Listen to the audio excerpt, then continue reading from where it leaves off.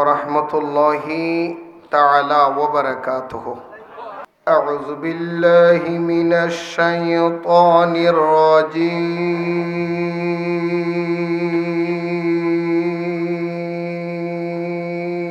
بسم الله الرحمن الرحيم. إن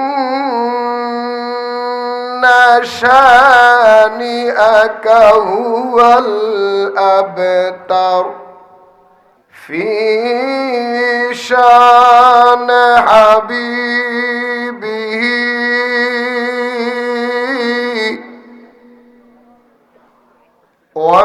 ومحبوبه ومطلوبه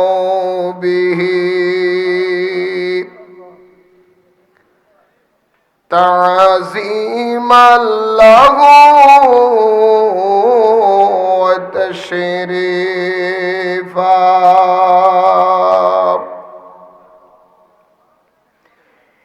إن الله وملائكته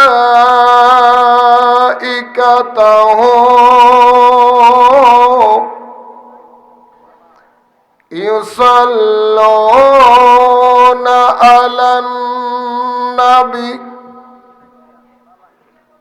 يا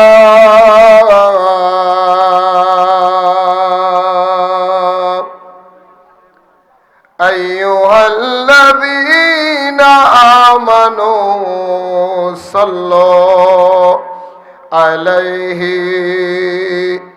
وسلموا تسليما. اللهم صل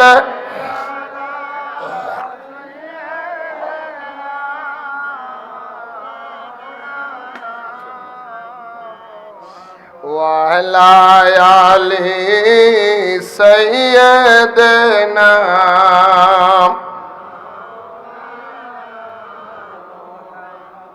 বাবারা আমার, আপনারা যারা মাহফিলে বসেছেন বা দাঁড়িয়েছেন, আমি জানি আপনারা খুব বিরক্ত হয়ে গেছেন, তাই না? না বললেও চেহারার বাজে বোঝা যাচ্ছে, লক্ষণও বোঝা যাচ্ছে বিরক্ত হয়েছেন। আর এমনও তো বিরক্ত হওয়ার কথা।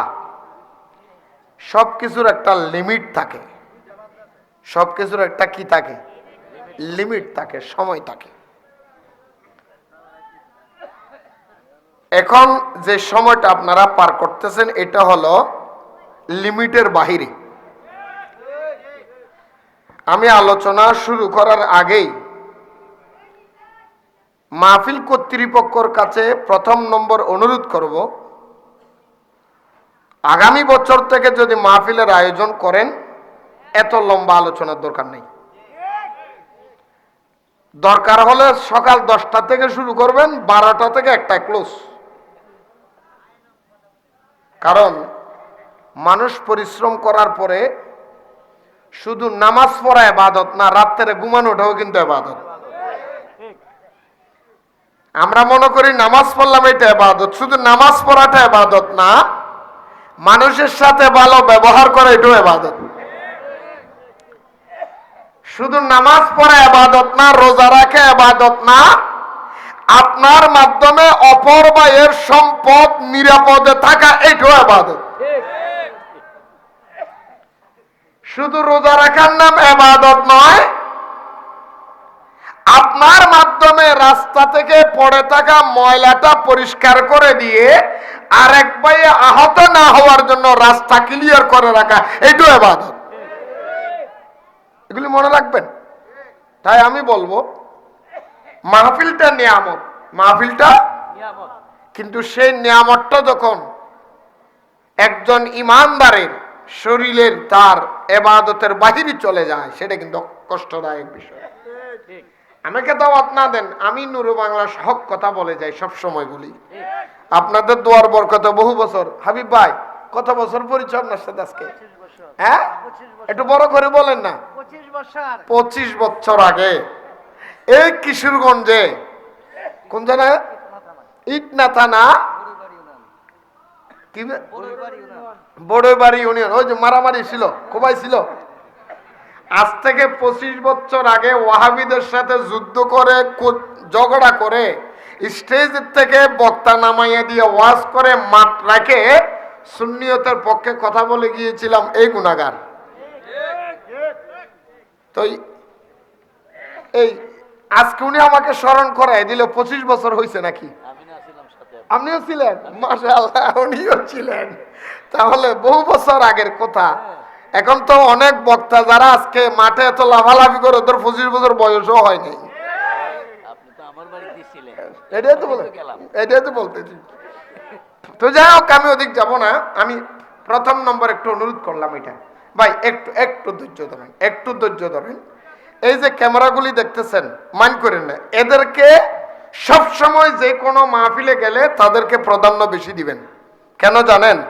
তার কারণটা হলো এই জন্য, বর্তমান আমাদের সমাজের যুবকগুলি বই কিতাবের মধ্যে নাই, ফেসবুকে আছে, নেটের মধ্যে আছে, ইন্টারনেটের মধ্যে, কথা বলেন ঠিক না, মিডিয়ার মধ্যে। যে কোনো সমস্যার সমাধানের জন্য হুজুরের কাছে যাবে না, ইমাম সাহেবের কাছে যাওয়ার টাইম নাই, মৌলভী সাহেবের কাছে যাওয়ার টাইম নাই, কিতাব পড়ার টাইম নাই। ফেসবুক একটা আছে, ঢুকে যাব, ইন্টারনেটে ইউটিউবে ঢুকে পেয়ে যাব। ইউটিউবে যদি আপনি এখন একটা রসুলে পাকের শান নিয়ে চাষ দেন, সাথে সাথে দেখেন বাতিলের গুলি হাজির। কথা বলে না কেন? কারণ তারা ইন্টারনেটের মধ্যে, মিডিয়ার মধ্যে অনেক আগিয়ে। তো সেজন্য আমি মরে যাব, আপনি মরে যাবেন। এই মিডিয়ার মাধ্যমে লক্ষ লক্ষ মানুষ হেদায়েত পাচ্ছে, বাতিল এবং হক পরিচয় করার সিস্টেম তারা অনুধাবন করতে পারতেছে মিডিয়ার মাধ্যমে। কথা বলেন ঠিক না? আর মিডিয়ার ভাই আপনাদেরকেও বলতেছি, একটু খেয়াল রাখবেন। আবার এখন তো বহুত বক্তারা ওয়াজের মাঠের মধ্যে বসার পরে এমন ফাওয়ার আসি গেছে, মিডিয়াওয়ালার দেখেই না, চিনেই না, খারাপ ব্যবহার করে। একজন মানুষের ব্যবহারে, কথা বলে, ব্যবহারে বংশের পরিচয়। সেই জন্য আমি বলবো, অনুরোধ করব, আমি আলোচনা শুরু করব, অল্প বেশিক্ষণ আলোচনা করব না, কারণ বুঝলে অল্পতে হবে, মানলে অল্পতে হবে, না মানলে কিন্তু সারা রাত করলেও লাভ হবে না। কথা বলেন ঠিক না? আল্লাহ আমাদের বুঝার তৌফিক দান করুক। আর একটু জোরে বলেন না আমিন। তা আমি বলতে চেয়েছিলাম, আপনারা যারা মাহফিলে বসেছেন বা দাঁড়িয়েছেন, আপনারা এই মাহফিলে বসেছেন কার মহব্বতে? একটু জোরে বলেন, কার কার কার কার? নবীরে আপনারা কেমন ভালোবাসেন? কম না বেশি? আর একটু জোরে বলে, কদ্দুর বেশি? মাছ চাইতে বেশি? বাপের চাইতে বেশি? বউয়ের চাইতে বেশি? আরো জোরে, কত বেশি? টাকার চাইতেও বেশি? জানের চেয়েও বেশি? সত্য তো? এই জানের চাইতে নবীর কে বেশি ভালোবাসেন? হাত তোলেন তো দেখি। এই মিডিয়ার ভাই একটু একটু তোলেন না, এদেরকে তোলেন না।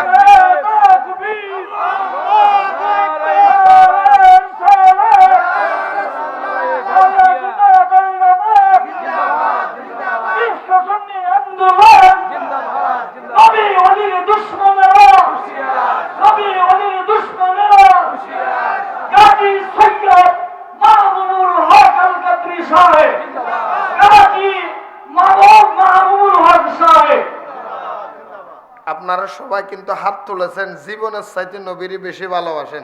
আমি কিন্তু তুলি নাই। আমি তুলছি? আমি তুলছি?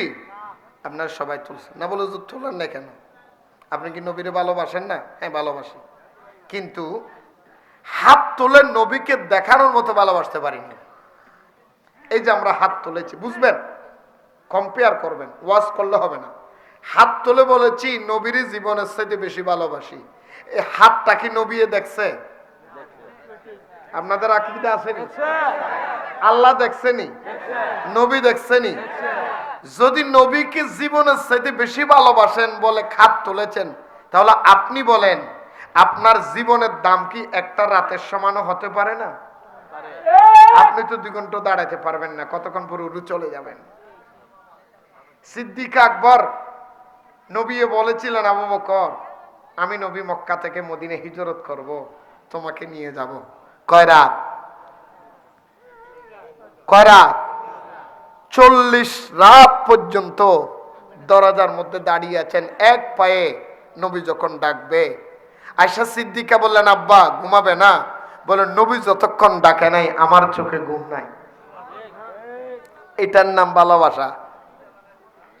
হাত তোলা সহজ, এটাকে বাস্তবতায় দেখা বড় কঠিন। কথা বলেন না কেন? এই জন্য ভাই একটু খেয়াল করেন, আমি আলোচনা এখনো ঢুকি নাই, একটু শুনেন। আলোচনা তো অনেক শুনেছেন, যে আলোচনা আমাদের রেজভি সাহেব হুজুর করছে, আমার ভাই কাউসারি সাহেব করছে, ওয়াজের মধ্যে তার ফাঁক নাই। তারপর আমি একটু চেষ্টা করতেছি আর কি, আলহামদুলিল্লাহ। না পাগল ভেজাম না রে, আমারও কয় আমি বলতাম মানুষগুলো বসতে, আমি বসতে জীবনও বলিনি।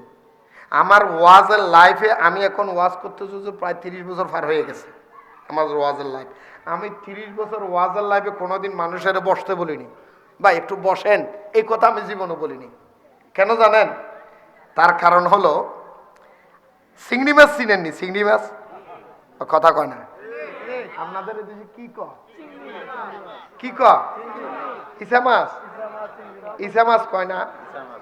দুনিয়ার মধ্যে যত মাছ দেখবেন, মাছগুলি যদি আপনি ধরতে যান, কোথায় ধরবেন?